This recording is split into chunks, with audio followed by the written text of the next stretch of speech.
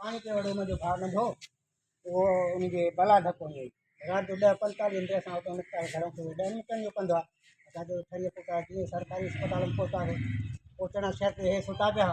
केरु सुता पिया डॉक्टर ॿ हिकिड़ा पोइ डॉक्टर ॿ 2-3 ॼणा बसि सुता पिया हुनजो उथारियो हुननि जवाब में असांखे न सुयूं आहिनि न ई असां वटि वरी कुझु आहे तव्हां हिनखे कंबट खणो असां ज़ोर रखियोसीं उन खां पोइ आया हुननि ड्रिप सिर्फ़ु वई ड्रिप हणी हुनजी पटी खोली वई पटी खोले करे हुनखे चई त तूं हीअं हे कवर कर पेर खे हलाए पेर खे जो हलाईंदो हुयो त उहो बेहोश थी वियो बेहोश जंहिं महिल चयो त असांखे चयूं त हाणे तव्हां गंबट खणो न साईं कुझु बि न ॾिनो अथऊं असां 5 ॿार गॾु असां 5 ॿार गॾु साईं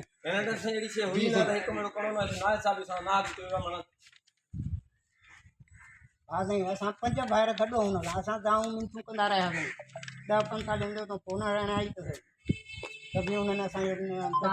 ट्रीटमेंट वग़ैरह न साईं न कुझु बि न सिर्फ़ु ड्रिप चाढ़ियऊं ड्रिप चाढ़े असांखे सुबुह उहा कार में विहारे पोइ हिन त हिन कार में चढ़ी वञो ऐं गंबट खणी वञो हिते असां वटि सुई न आहे असां वटि सुई मौजूदु न आहे 6 महीना थी विया आहिनि एक्सपायर थी वई आहे 6 महीना गुज़री विया आहिनि सुई कहिड़े डॉक्टर तव्हांखे साईं डॉक्टर केरु रजबू सूमरो ॿिए जो नालो मूंखे नथो अचे ॿ ॿियो उन्हनि सां वरी फटे वालो हाणे तव्हांजो छा मुतालबो असांजो मुतालबो आहे त आइंदा लाइ ॿिए कंहिंसां त न थिए नी अहिड़ा जेके अमले वारा आहिनि असांजो हेॾी तालके इस्पताल आहे त उते असांखे नांग डंगणे जी सुई नथी मिले हा रजबू सूमरो उहो त हिकिड़ो हुयो ॿियो हा टेक्नीशियन पढ़ियल न आहियूं असां मुतालबो था चवनि त असां लाइ इंसाफ़ कयो वञे असांजो खून ज़ाया न थिए साईं असांजे भाउ खे सम्झ मारियो वियो आहे हुनखे न ई सम्झ त जे सुई बि न आई त हुई पटी खोलणी न आई पटी खोले असांखे चई त इहा खोले ई आहे तव्हां न बंदि कयो वरी हुनखे चाबी सां हीअं हिन पेर खे माना चाबी पियो हणे त हिनखे कितकारी अचे थी हिनखे वरी आङुरियुनि खे चोर हे नांग जो डंक लॻल आहे ज़ाहिर ॾिठो बि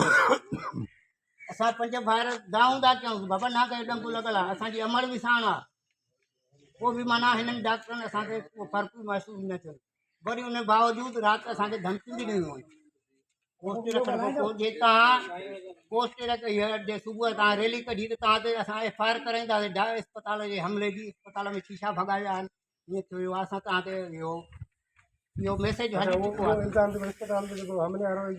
आहे असांखे ख़बर ई न आहे असां 3 ॾींहं सब्र कयो अथसीं असांखे को ईंदो अफ़सोस कंदो पर असांजा अफ़सोस करण बजाए असांखे धमकियूं न मिलनि असांखे धमकायो थो वञे त माना असांजो थियो आहे साईं असांजो नौजवान छोकिरो जंहिंजा नंढड़ा 2 ॿार आहिनि असां बचायूं था हाणे हथ मथे करे थोरो नारा इंसाफ़ अपील कयो